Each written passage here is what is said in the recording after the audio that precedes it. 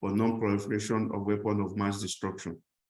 With over 20 years of experience in strategic trade controls and specialized knowledge in counter-proliferation mechanism, Melanie leads the Secretariat in implementing South Africa's international and national non-proliferation of weapons of mass destruction obligations. In this role, she works closely with non-proliferation stakeholders, both nationally and internationally. At the national level, Melanie facilitates technical and outreach activities for industry compliance with the regulatory system that the Council oversees. At the international level, Melanie has represented South Africa in various roles at meetings of the different treaties and conventions covering nuclear, chemical, biological weapons, as well as the missile delivery system, lethal regimes, and the multilateral export control systems. Ms. Melanie has qualifications in chemistry, biotechnology, and management. Ms. Melanie, it's great to have you this morning or this afternoon in Nigeria. You have the floor, please, for 20 minutes. Thank you. Thank you so much, Dr. Babudoy. And ladies and gentlemen, good afternoon. I would really like to thank the organizers for convening this webinar and for inviting me to participate. It's really a pleasure to be with you all this afternoon. So strengthening multilateralism and global partnerships has always been a significant aspect of international disarmament and the non-proliferation architecture. And I'm going to speak to you this afternoon on the importance of strategic global partnerships in implementation of the BWC and preventing biological threats in Africa. So, as I said, strengthening multilateralism and global partnerships has always been a significant aspect of the international disarmament and non-proliferation architecture. And the COVID-19 pandemic has brought a renewed focus on this principle, since we all need to come together and build sustainable biological systems to be able to respond to biological threats in Africa and beyond. I think you all can agree with that. And we don't know where the next infectious disease threat will be coming from, whether it will be accidental, deliberate, or of unknown origin. But regardless of the origin, our response strategies need to evolve with the ever-changing global biosecurity environment.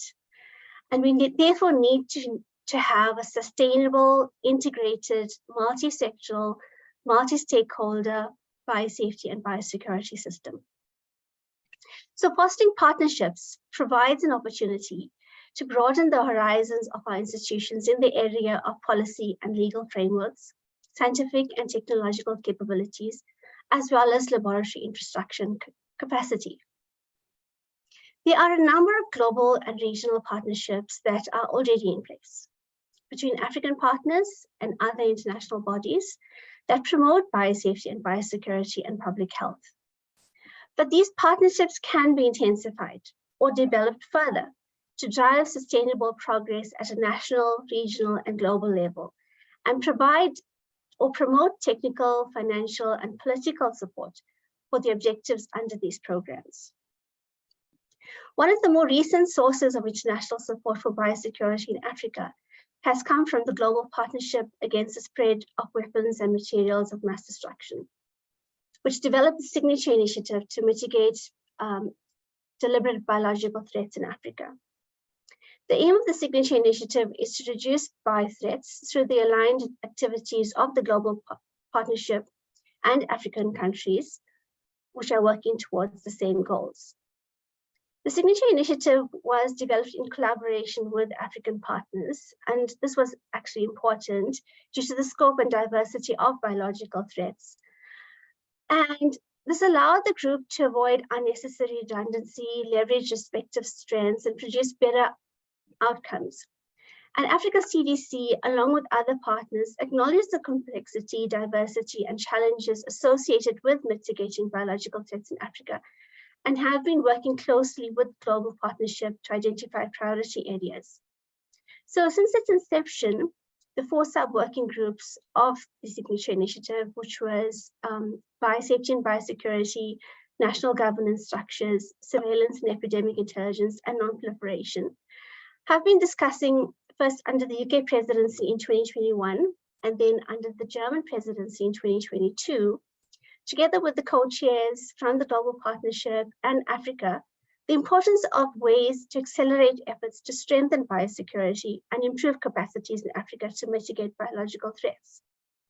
This has resulted in a number of events and successes thus far under the Signature Initiative, bringing together a range of international stakeholders, enabling greater insights and perspectives, forging more partnerships, enabling more pledges of funding, and learning from the experiences of others.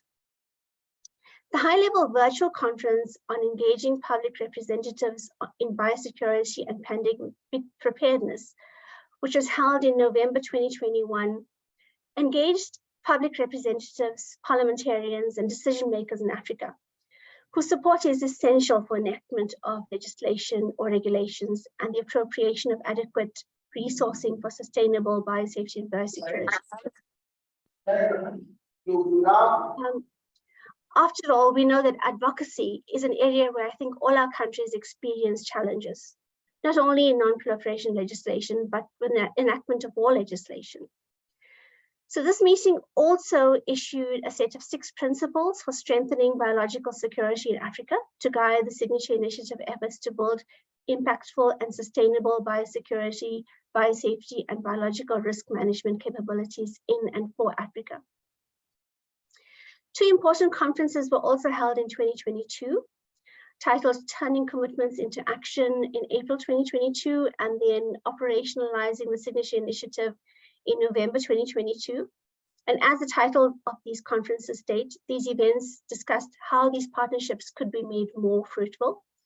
Some of the projects and collaborations arising out of these discussions were supported by Global Partnerships partners also, and they resulted in more results that actually would assist African states parties. So some of them included a sustainable biosafety and biosecurity project in Africa, which is actually being implemented by Africa CDC.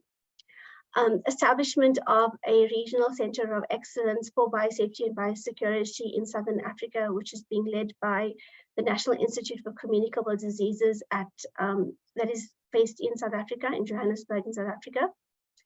Then there was the development of an African health security partnership to strengthen disease surveillance and epidemic intelligence, which is a collaboration between Africa CDC and the World Health Organization. And then, of course, the project between African states parties and the Implementation Support Unit, which is universalization and effective implementation of the BWC in Africa. So this is a big project that I'll explain a bit later on. So I won't elaborate on all these projects, but a bit further on that project, as well as the Center of Excellence, which is the Regional Center of Excellence is a collaboration. The National Institute for Communicable Diseases has a center which has been designated the Regional Center of Excellence in Africa, but it's also called the Regional Diagnostic Demonstration Center, and this was in partnership with the Defense Threat Reduction Agency of the USA. So this laboratory, or it's a platform that has been created for South Africa to contribute to the efforts in Africa to build capacity in biosafety and biosecurity. And it also was designated as a Center of Excellence by Africa CDC. So we all realize that there is limited biosafety capacity in Africa, and this Center of Excellence will be able to enhance the capacity in Africa in this area, and also create effective partnerships with other states parties in the region through knowledge sharing and such cooperation and collaboration to leverage the capacities in Africa. Similarly, as I mentioned earlier, the project on universalization and effective implementation of the BWC in Africa, which is initiated under Pillar 4 of the Signature Initiative, is aimed at increasing compliance with the BWC in Africa using generous funding obtained from several G7 partners. And this project aims to assist African states parties with designation of national focal points, drafting national implementing legislation, and preparing the submission of confidence building measures.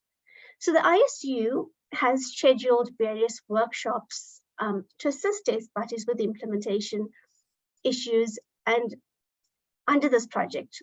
And what they will do is actively engage state parties that require assistance. And this will definitely result in improved compliance with the BWC.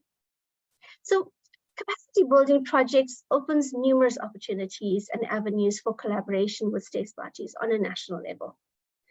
But also, states parties can engage with each other on a regional level and a continental level, and also an international level.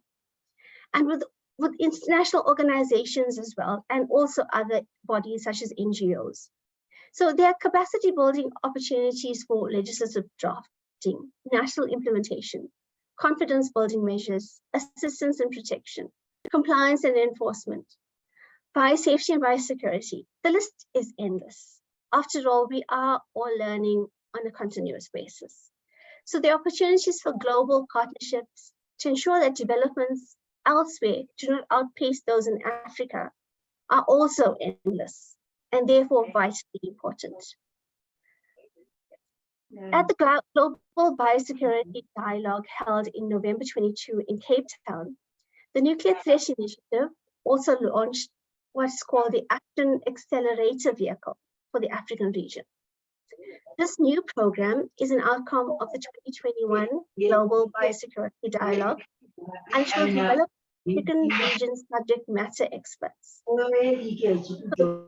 This will support the goal of providing technical support for the implementation of biosecurity and biosafety commitments of regional governance structures. This program will support the regional training and certification program for biosafety and biosecurity professionals, which is one of the 5 priorities of the Africa CDC Biosafety and Biosecurity Initiative. So, colleagues, these are just some of the examples of partnerships that have been established to assist us with our goal to strengthen the implementation of the BWC and mitigate biological threats in Africa.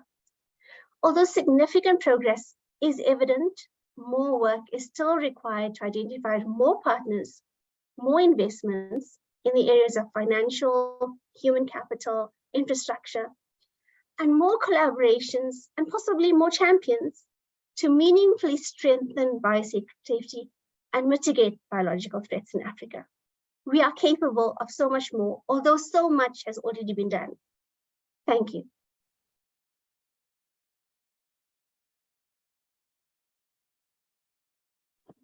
Thank you, Ms. Melanie,